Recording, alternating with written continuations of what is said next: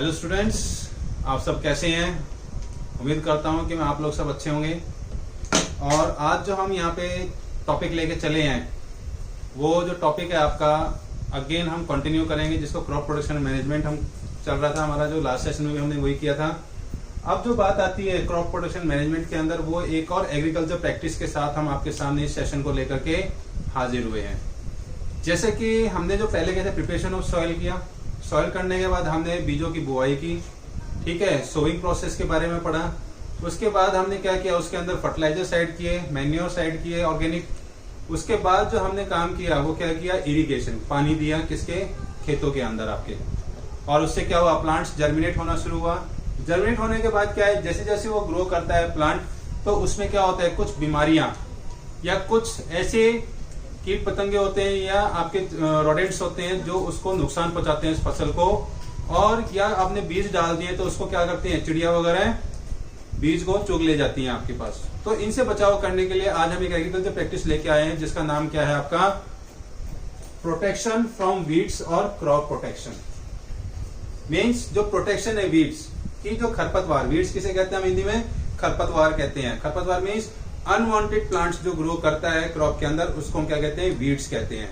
क्या कहते हैं उसको हम, weed. The unwanted plant grow in the crop, ठीक है, that known as the weeds, उसको क्या कहेंगे हम, वीड कहेंगे। तो ऐसे ही आज हम एक मेथड है प्रोटेक्शन करने के लिए हम डिफरेंट मेथड्स को यूज करते हैं। उसमें पहला मेथड जो हम यूज करते हैं, स्केयर क्रो। स्केयर को क्या होता है, डरावना या बिजुका, कुछ स्टेट्स के अंदर बिजुका कहते हैं। और जैसे हमारे यहाँ लोकल हरियाणा वगैरह के अंदर जो बात करते हैं उसको हम कहते हैं डरावा। मीन्स एक जैसा पुतला खड़ा कर देना खेतों के अंदर। तो जो भी पक्षी या जानवर होता है उसको पता रहता है कि यहाँ पे क्या है, इंसान खड़ा हुआ है। Means just copy just like human being की तरह से कॉपी होता है। उसको कपड़े वपड़े पहना देते हैं, दो डंडों को यूं करके खड़ा कर देते हैं कि कोई भी आदमी खेत में आया या जानवर आएगा तो सोचेगा वहां पे क्या है, इंसान खड़ा है अपनी खेतों की रखवाली करने के लिए।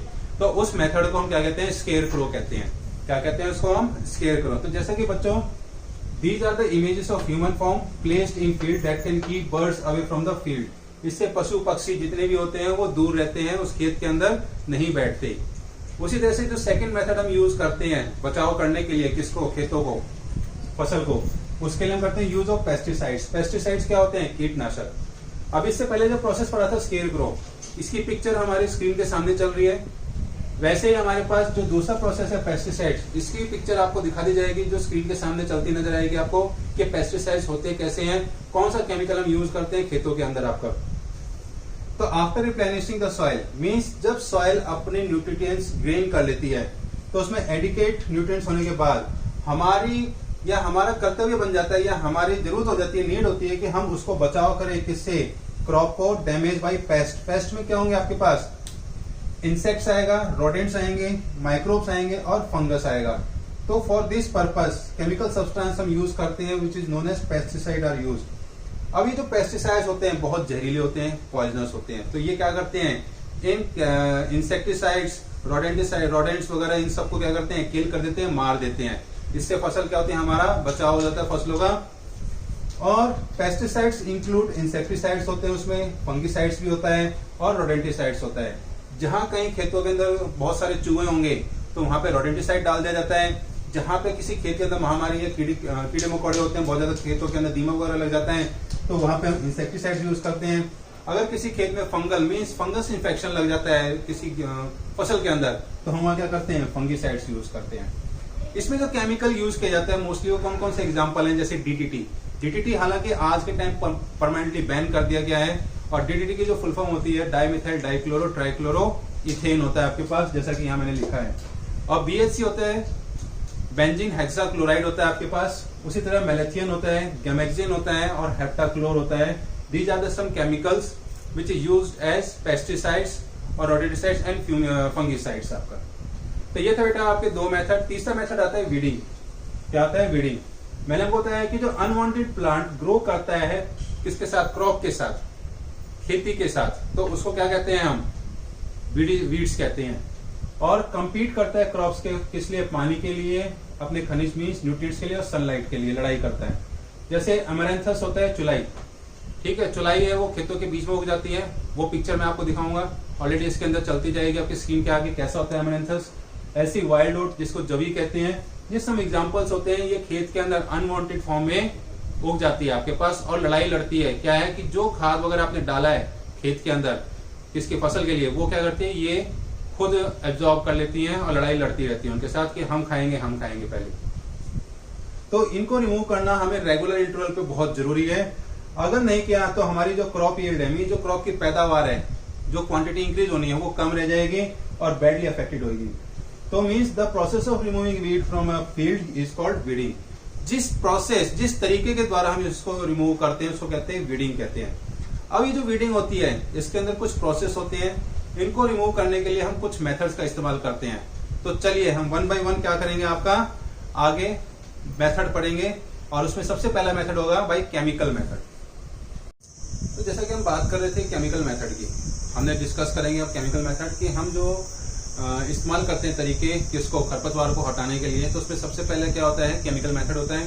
क्योंकि किसान के दिमाग में पहले क्या आएगा कि बिना मेहनत के हम क्या करें, कोई ऐसा तरीका इजाद करें कि जो हम उसको इजीली रिमूव कर सके। तो दिमाग में क्या आएगा कि आदमी किसी से बात करेगा, किसान जो किसी से भी बात करेगा एग्रीकल्चर ऑफिसर से, तो बोलेगा केमिकल बताइए जी जो जल्दी से डाले और हमारी मेहनत कम लगे और वो खरपतवार क्या हो जाए, खत्म हो जाए।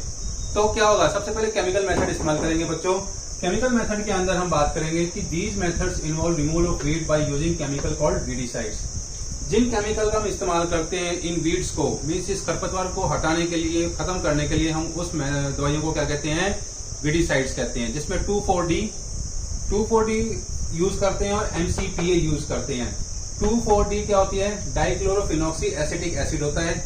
और वैसे MCPA में क्या होता है, 2-मिथाइल-4-क्लोरोफिनॉक्सी एसिटिक एसिड होता है, फुल फॉर्म होती है। तो ये आप बच्चों ध्यान रखना, याद कर लेना। कई बुक्स में दे रखा है लेकिन नाम नहीं दे रखा फुल फॉर्म, तो मैंने आपको फुल फॉर्म लिख के दे दी है। दूसरा मेथड हम यूज करते हैं भाई मैकेनिकल मेथड। ये सदियों से यूज होता आया है।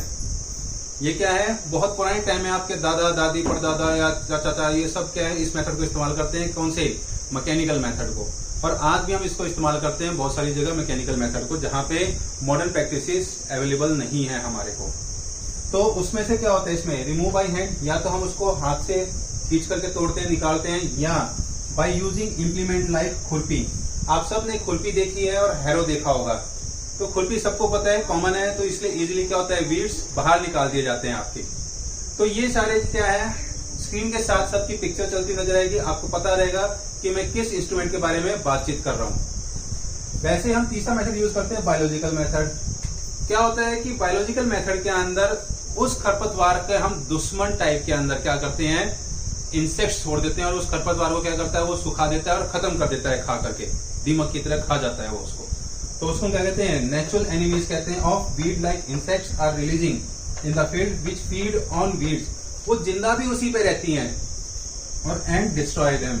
For example cochineal insect is used to eliminate prickly pear. ये एक ऐसे इंसेक्ट होते हैं बायोलॉजिकली जो उस खरपतवार को क्या करते हैं, खा जाते हैं और खत्म कर देते हैं, डिस्ट्रॉय कर देते हैं और सुखा देते हैं परमानेंटली आपका। तो ये था बेटा हमारे पास कौन सा, प्रोटेक्शन ऑफ क्रॉप। कि क्रॉप को हम क्रॉप प्रोटेक्शन के अंदर हम क्या क्या यूज करते हैं, कौन कौन से मेथड यूज करते हैं। केमिकल होगा, पेस्टिसाइड्स हो गया, फंगिसाइड्स हो गया, हर्बिसाइड्स हो गया, इंसेक्टिसाइड्स हो गया, वो सारे हमने यहाँ क्या डिस्कशन किए। अब इसके बाद क्या होती है भाई, अब क्या होगा, फसल आपकी मैच्योर होनी शुरू हो जाएगी। तो हम नई एग्रीकल्चर प्रैक्टिस पढ़ेंगे जिसको हम क्या कहते हैं, हार्वेस्टिंग। मीन्स फसल को काटना। फसल काटने वाले तरीके कौन कौन से होते हैं। तो जो कटिंग ऑफ क्रॉप होती है आफ्टर इट इज मैच्योर, उसको हम क्या कहते हैं, हार्वेस्टिंग कहते हैं। क्या कहते हैं उसको हम, हार्वेस्टिंग। और हार्वेस्टिंग के अंदर क्या होता है, जो क्रॉप्स होती है वो पुल्ड आउट होती है और कट होती है बिल्कुल जमीन से सट करके। लेकिन जो क्रॉप मैच्योर होती है उसको टाइम पीरियड कितना लगता है, 3 से 4 महीने लगता है। जैसे अनाज की जो फसलें होती हैं, गेहूं हो गया, आपके राइस हो गया, इनको 3 से 4 महीने मैच्योर होने में लगता है फसल को तैयार होने के अंदर। अब उसको हम क्या करते हैं, मैनुअली डन करते हैं। काटने के लिए कौन सा, या तो हम दराती का इस्तेमाल करेंगे और कई जगह हम उसको कहते हैं हसिया कहते हैं। और बाई ए मशीन, मशीन से भी हम करते हैं, हार्वेस्टर कहते हैं उसको हम। क्या कहते हैं, बाई मशीन कॉल्ड हार्वेस्टर। तो इसमें जो प्रोसेस आएगा कि हार्वेस्टिंग करने के लिए हम किसका इस्तेमाल करते हैं, फसल काटने के बाद थ्रेशिंग का इस्तेमाल करते हैं। थ्रेशर को हम क्या कहते हैं कि भूसा निकालना। मीन्स जो गाय भैंस के लिए हम चारा इस्तेमाल करते हैं, सूखा तूड़ा जिसको कहते हैं हम, उसको कहते हैं भूसा निकालना। उस प्रोसेस को क्या कहते हैं, थ्रेशिंग कहते हैं। इसमें क्या होता है, the process of separating grain, कि अनाज अलग हो जाता है और तूड़ा अलग हो जाता है। फॉडर अलग हो जाता है आपका। Seed from the harvested crop is called threshing, और इसको हम डन करते हैं मैनुअली और बाय ए मशीन कॉल्ड थ्रेशर। थ्रेशर के द्वारा हम इसको क्या करते हैं, मशीन होती है थ्रेशर, उसकी पिक्चर भी आपको स्क्रीन के आगे चलती हुई नजर आएगी आपको, तो वो इस्तेमाल करते हैं। लेकिन जैसे जैसे चेंजेस हुए, ये थ्रेशर और कटिंग दोनों इन्वॉल्व हो गए और एक मशीन बनाई गई जिसको क्या कहते हैं, कंबाइन कहते हैं। हम क्या कहते हैं, combine. In modern practice combine को इस्तेमाल किया जाता है किसको, हार्वेस्टिंग करने के लिए, और बोथ हार्वेस्टिंग एंड थ्रेशिंग, ये दोनों प्रोसेस इसमें क्या होते हैं, इन्वॉल्व हो जाते हैं। आपके दोनों ही प्रोसेस इकट्ठे जोड़ दिए जाते हैं। एक होता है विनोइंग। अब विनोइंग क्या होता है, इसमें भी थोड़ा अलग किया जाता है, लेकिन इसमें एक बर्तन मिस जिसको हम क्या कहते हैं, छालना कहते हैं, ऊपर से हवा में उड़ा करके अलग किया जाता है कि गेहूं अलग हो जाता है और तूड़ा अलग हो जाता है। उस प्रोसेस को क्या कहते हैं, विनोइंग कहते हैं। ये कहाँ यूज किया जाता है, जहां पे छोटे, विनोइंग कहाँ यूज किया जाता है आपका, फार्मर विद स्मॉल होल्डिंग, कि जिनके पास छोटे छोटे खेत होते हैं, मीन्स बहुत बड़े बड़े नहीं है, मीन्स 1 किला है, आधा किला है, मीन्स जो जमीन है बहुत छोटी है, वहां पे हम क्या करते हैं, विनोइंग प्रोसेस यूज करते हैं और उसको सेपरेशन करके, और विनोइंग मीन्स हवा के अंदर उसको उड़ा करके गेहूं एक तरफ और जो फॉडर होता है, चैफ होता है आपका, वो एक तरफ हो जाता है। ठीक है, उस प्रोसेस को क्या कहते हैं, विनोइंग कहते हैं। तो ये था बेटा आपके पास एग्रीकल्चर प्रैक्टिस, जिसको क्या कहते हैं, हार्वेस्टिंग कहते हैं। अब हम जब हार्वेस्टिंग होगी तो जो अनाज इकट्ठा किया है, अलग किया है हमने, और तूड़ा अलग किया है, उसको क्या कहेंगे, हम स्टोरेज कहेंगे। क्या कहेंगे, अब हमारे पास जो आखिरी प्रैक्टिस होगी उसको स्टोर कहेंगे, कि हमने वो अनाज क्या करना है, स्टोर करना है। कि जब ज्यादा घर में अपनी जरूरत के हिसाब से हमने अनाज को स्टोर कर लिया तो घर में स्टोर करेंगे, अगर ज्यादा हो गया तो उसको क्या करते हैं, बेच देते हैं। और जो बड़े बड़े गोदाम होते हैं, फूड कॉर्पोरेशन ऑफ इंडिया या गवर्नमेंट उसको जो खरीदती है बड़े बड़े गोदामों में, और उसके अंदर वेयर हाउसेस के अंदर स्टोर कर लेती है। तो आइए अब हम नेक्स्ट जो एग्रीकल्चर इंप्लीमेंट प्रैक्टिस होगी वो कौन सी होगी, आपकी स्टोरेज होगी, उसके बारे में डिस्कशन करेंगे। जिसको क्या कहते हैं बच्चों, हार्वेस्टिंग कहते हैं, सॉरी स्टोरेज कहते हैं। हार्वेस्टिंग के बाद अनाज निकल गया, तूड़ा अलग हो गया उसमें से, मीन्स उसमें से भूसा अलग हो गया ऊपर से जो उसके ऊपर होता है। अब क्या करेंगे, किसान उसको धूप बारिश से बचाने के लिए क्या करेगा, स्टोर करेगा, और सारे साल अपने अनुसार उसको इस्तेमाल करेगा जो उसकी नीड होगी आपके पास। तो नेक्स्ट एग्रीकल्चर प्रैक्टिस है जो कि सबसे लास्ट में इस्तेमाल की जाती है, वो क्या की जाती है, स्टोरेज की जाती है आपकी। क्या की जाती है, स्टोरेज। अब जो स्टोरेज में होता है वो हमारे पास कमर्शियली होता है और डोमेस्टिक लेवल के ऊपर होता है जो स्टोरेज होती है। डोमेस्टिक लेवल पे कि घर में जितने आपके फैमिली मेंबर्स होते हैं उसके अकॉर्डिंग एक एग्जाम्पशन मीन्स एक अंदाजा लेकर के, एग्जाम्पशन लेकर के हम क्या करते हैं, अनाज स्टोर कर लेते हैं, इसमें जो मेटल के कंटेनर्स होते हैं और बोरियों में भर करके रख लेते हैं। तो वही चीज हम पढ़ेंगे कि the harvested food grain need to be stored very carefully to protect it from insects, pest, rodents and fungal diseases. अगर उस गेहूं के अनाज के अंदर, गेहूं या चावल कोई भी अनाज है हमारे पास, बाजरा वगैरह, एनीथिंग एल्स, जो भी फसल है हमारे पास आई है, अगर उसमें मॉइस्चर इंक्रीज होता है तो उसमें क्या बीमारियां लग जाती हैं, पेस्ट, कीड़े मकोड़े शुरू कीड़े हो जाते हैं, जिसको हम देसी भाषा में सुलसी कहते हैं। वो क्या होता है, उसमें ग्रोथ हो जाती है उनकी, वो पैदा होने शुरू हो जाते हैं, इससे अनाज को क्या है वो खा जाते हैं, खत्म कर देते हैं। तो कहता है कि as moisture promotes the growth of bacteria and fungi, तो grain is dried in the sun. तो गेहूं को क्या करते हैं, धूप में हम सुखाते हैं और उसको स्टोर करते हैं किसमें, गनी बैग्स, जूट बैग्स के अंदर, और सिलोज होते हैं, बहुत बड़े बड़े मेटेलिक कंटेनर्स होते हैं। अब हमारे पास जो स्टोरेज होती है बेटा वो दो तरह की होती है, एक होती है ड्राई स्टोरेज, एक होती है कोल्ड स्टोरेज। ड्राई स्टोरेज में हम क्या करते हैं, कंपेयर करके डिफरेंस के अकॉर्डिंग मैं आपको समझाता हूं कि जो स्टोरिंग होता है ड्राई स्टोरेज में, non perishable food. Non perishable का मतलब क्या होता है कि जो जल्दी खराब नहीं होते, अनाज या खाना जो है जल्दी खराब नहीं होता, पेरिसेबल, उसको हम क्या करते हैं, ड्राई स्टोरेज में रखते हैं। जैसे लाइक फूड ग्रेन्स, मीन्स जो अनाज होता है, गेहूं होते हैं, चावल होते हैं, उसको स्टोर किया जाता है स्टोरेज के अंदर। अगर हम बात करें कोल्ड स्टोरेज में, तो कोल्ड स्टोरेज के अंदर हम क्या करते हैं, पेरिसेबल फूड मटेरियल्स को स्टोर करते हैं। जैसे आपके पास फल हो गए, पोटैटोज हो गया, प्याज हो गया, आलू हो गया, ये सारे के सारे क्या होते हैं, कोल्ड स्टोरेज में स्टोर किए जाते हैं, फिर लॉन्ग टाइम हम इसको यूज करते हैं आपके। वैसे स्मॉल स्केल पे अगर हम बात करें अनाजों को डोमेस्टिक लेवल पे, तो ग्रेन को स्टोर करते हैं जूट बैग्स में और मेटेलिक बीन्स, मीन्स लोहे के जो कंटेनर होते हैं बड़े बड़े, घर में आपने देखे होंगे, ठीक है, उसमें अनाज सेव करके रखते हैं हम। उसी तरह से food materials have a very short life stored at low temperature. Cold storage में क्या करते हैं, जिस अनाज या जिस खाने पीने की फल की लाइफ कम है और उसको लो टेम्परेचर पे हम संभाल के रखते हैं, मीन्स करके रखते हैं, किसमें, कोल्ड स्टोरेज में स्टोर करके रखते हैं आपका। तीसरा ड्राई स्टोरेज। अगर हम लार्ज स्केल की बात करें तो स्टोर करते हैं गनी बैग्स के अंदर और सिलोज में। बड़े बड़े एफसीआई के गोदाम होते हैं, ठीक है, कंक्रीट के बने हुए, उसके अंदर क्या करते हैं, स्टोर करते हैं किसको, अनाज को। और कोल्ड स्टोरेज में क्या होता है, टेम्परेचर लो रहता है, सारे साल उसके अंदर मेंटेन करते हैं, वेजिटेबल और फ्रूट्स को स्टोर करते हैं इस मेथड के द्वारा। तो ये था बेटा dry storage and cold storage किसके अंदर, आपका स्टोरेज के अंदर। अगर हम प्रोटेक्ट, इससे क्या होता है कि हम इसको अपनी जो फसल होती है इकट्ठा की है, ठीक है, स्टोर की है, उसको बचाव करते हैं किससे, रैट्स और इंसेक्ट से। कहीं चूहे ना खा जाए, इंसेक्ट्स ना खा जाए, उसको खत्म ना कर दे। लेकिन हमारे घरों में क्या होता है कि दवाइयां ना डाल करके उनको स्टोर करते हुए हम क्या करते हैं, सूखे नीम के पत्ते भी डालते हैं, जिससे जो माइक्रो ऑर्गेनिजम्स होते हैं उनकी ग्रोथ नहीं होती, they can inhibit the growth of microorganism in the food grains, उनको रोक करके रखते हैं। तो वो आपके इसमें आते हैं। अब ये तो था बेटा जो हमारे पास एग्रीकल्चर इम्प्लीमेंटेशन था, वो सारा कहां से मिला हमें, प्लांट पे एप्लीकेबल था। अब हमारे खाने के लिए क्या है, कुछ एनिमल्स भी होते हैं जो हमें प्रोवाइड करते हैं फूड। अब उसके अंदर क्या होगा कि पहला जो प्रोग्राम होता है, जिस प्रोसेस में हमें फूड प्रोवाइड होता है, उस ब्रांच को हम क्या कहते हैं, एनिमल हस्बेंड्री कहते हैं। क्या कहते हैं, एनिमल हस्बेंड्री। इसमें क्या करते हैं, हम जानवरों को पालतू मीन्स पालते हैं घरों के अंदर और अपना लाइफ स्टॉक इंक्रीज करते रहते हैं ईयर टू ईयर और मंथ टू मंथ के अंदर आपके पास। और उस प्रोसेस में एनिमल लार्ज स्केल के ऊपर, और उसको क्या कहते हैं, पशुधन कहते हैं, मीन्स पशु इकट्ठा होता चला जाता है, उसमें ब्रीडिंग्स करते हैं, पैदा मीन्स अलग यंग वंस क्या होते हैं, बर्थ देते हैं उसके अंदर जानवर आपके। लाइफ स्टॉक डोमेस्टिकेटेड एनिमल्स में क्या है, हम क्या करते हैं, यूज एग्रीकल्चर सेटिंग के लिए भी यूज करते हैं। Produce commodities like food, fibre and labour, उनके लिए खाने के लिए इस्तेमाल भी होता है। उसमें क्या क्या होंगे मैं अभी प्रोसेस बताऊंगा। 3 और होते हैं आपके पास जो यूज किए जाते हैं हम लाइफ स्टॉक के अंदर, एनिमल हस्बेंड्री में आते हैं वो प्रोग्राम्स। उसके बाद फाइबर को यूज किया जाता है, और लेबर मीन्स उसको क्या करते हैं, हम अपने काम के लिए भी इस्तेमाल करते हैं अच्छे से। तो ये जितने भी प्रोसेस मैंने आपको बताया स्टोरेज और इसके अंदर, इनकी सारे की सबकी पिक्चर्स क्या होंगे आपकी स्क्रीन के आगे चल रही हैं, आप देख रहे हो उसको।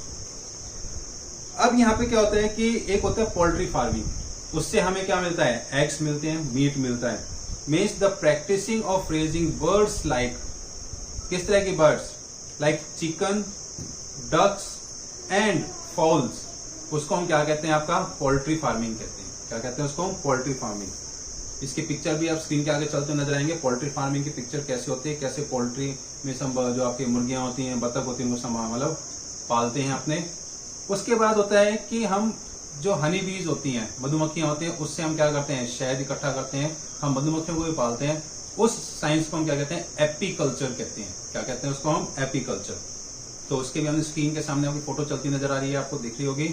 उसी तरह से एक और प्रोसेस होता है जिसको हम कहते हैं पिसिकल्चर। पिसिकल्चर के अंदर क्या होता है कि जो गांव के अंदर तालाब होते हैं या बड़े बड़े, उनके अंदर हम क्या करते हैं, प्रैक्टिसेस करते हैं किसको, फिश, मछली पालन जिसे कहते हैं हम।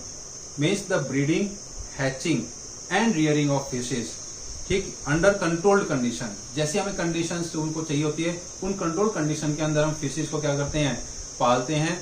उस प्रोसेस को हम क्या कहते हैं, पिसिकल्चर कहते हैं।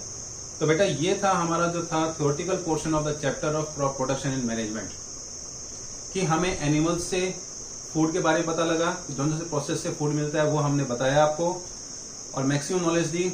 वैसे हमने प्लांट्स के अंदर जो एग्रीकल्चर इम्प्लीमेंट्स थे आपके पास, प्रैक्टिसेस थी, उसके बारे में बताया, डिस्कशन किया।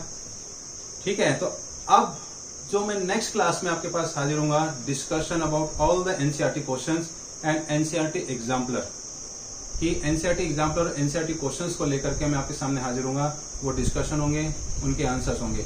तो please watch my next video which is based on NCERT questions and NCERT example questions carefully. Please subscribe it, share it and like it.